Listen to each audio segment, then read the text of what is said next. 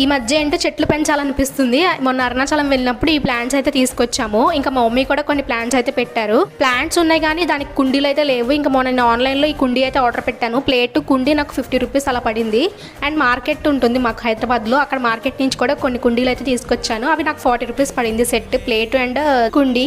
ఆన్లైన్లో తీసుకున్న దానికి వాళ్ళే హోల్స్ పెట్టించారు. మార్కెట్లో దానికి హోల్స్ లేకపోతే మేమే హోల్స్ పెట్టాము, వాటర్ పోసినా కిందకి వెళ్ళిపోవడానికి, అది ప్లాస్టిక్ కదా అని చెప్పి. ఇంకా ఇంటి దగ్గర వేసుకుంటే ఆ ఇసుక కూడా తెచ్చి జల్లించి దాంట్లోకి అరుణాచలం నుంచి మేము వేరే ఇసుక కూడా తెచ్చాము. మట్టి, ఎర్రమట్టి, నల్లమట్టి, ఇంకా కంపోస్ట్ కలిపింది. ఇంకా దీన్ని మిక్స్ చేసి ఇంకా అన్ని కుండీల్లో వేసి చెట్లను అయితే పెట్టాను. ఇలా కుండీల్లో పెట్టుకుంటే చాలా బాగుంది, చాలా అందంగా అనిపించింది. ఎలా ఉందో మీరు కూడా చెప్పేయండి. మళ్ళీ నెక్స్ట్ వీడియోలో కలుసుకుందాం. అప్పటి వరకు బాయ్ గైస్. ఈ మధ్య ఏంటో చెట్లు పెంచాలనిపిస్తుంది. మొన్న అరుణాచలం వెళ్ళినప్పుడు ఈ ప్లాంట్స్ అయితే తీసుకొచ్చాము. ఇంకా మా మమ్మీ కూడా కొన్ని ప్లాంట్స్ అయితే పెట్టారు. ప్లాంట్స్ ఉన్నాయి కానీ దానికి కుండీలు అయితే లేవు. ఇంకా మొన్న నేను ఆన్లైన్లో ఈ కుండీ అయితే ఆర్డర్ పెట్టాను. ప్లేట్ కుండీ నాకు 50 రూపీస్ అలా పడింది. అండ్ మార్కెట్ ఉంటుంది మాకు హైదరాబాద్లో, అక్కడ మార్కెట్ నుంచి కూడా కొన్ని కుండీలు అయితే తీసుకొచ్చాను. అవి నాకు 40 రూపీస్ పడింది సెట్, ప్లేట్ అండ్ కుండీ.